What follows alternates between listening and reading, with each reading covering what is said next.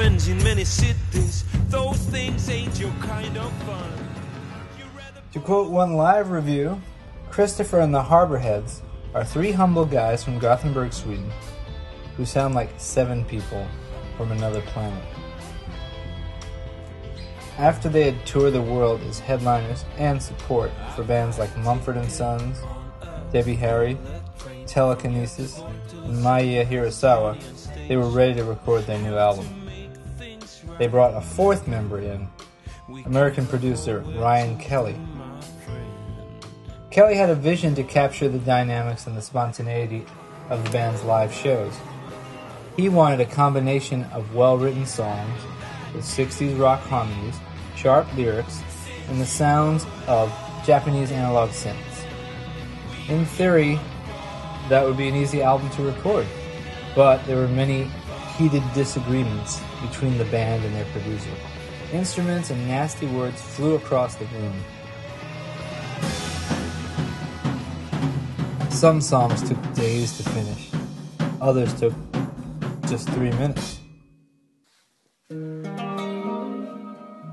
Jesse Chandlers from Midlake, Daniel Gilbert, John M.E., and Benjamin Cartel from Kaiser Cartel helped out as additional musicians.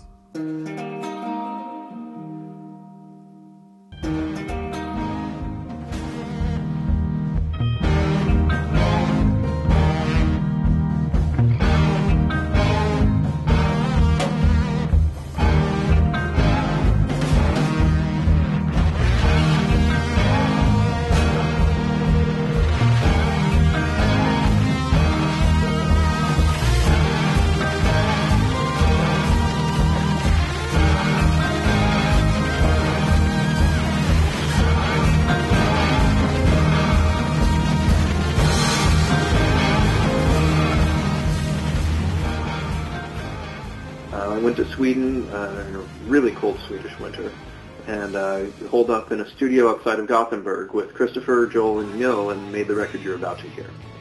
We wanted to really capture the band as they were. Everything was tracked as a trio.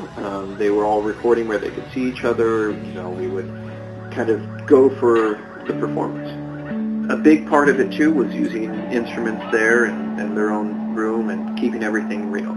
We printed all the reverbs with a plate they had there in the room or just in the room itself. There was this great hallway next to the studio that we put drums in, we put the Leslie in, and we put just about everything we could fit out there in it, and we would experiment a lot with different spaces and different sonics on the actual recording.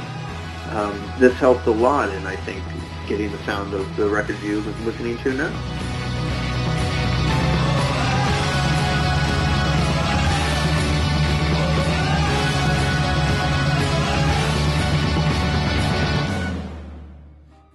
The album was mixed in New York's MSR studios with Ryan and the band. And in the end, there were smiling faces and hugs in the studio, an extreme mood switch. Band member Joel noted, "Making music can be an emotional charged experience. And it's probably because our music comes from a very emotional place. The album is a collection of stories from faraway adventures and reflections on longing for home.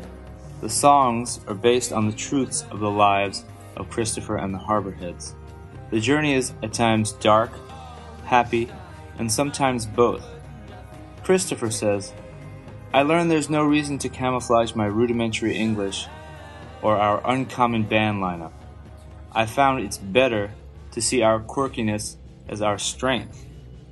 On the new recording, I can hear 3 Swedish guys being themselves in their own unique way."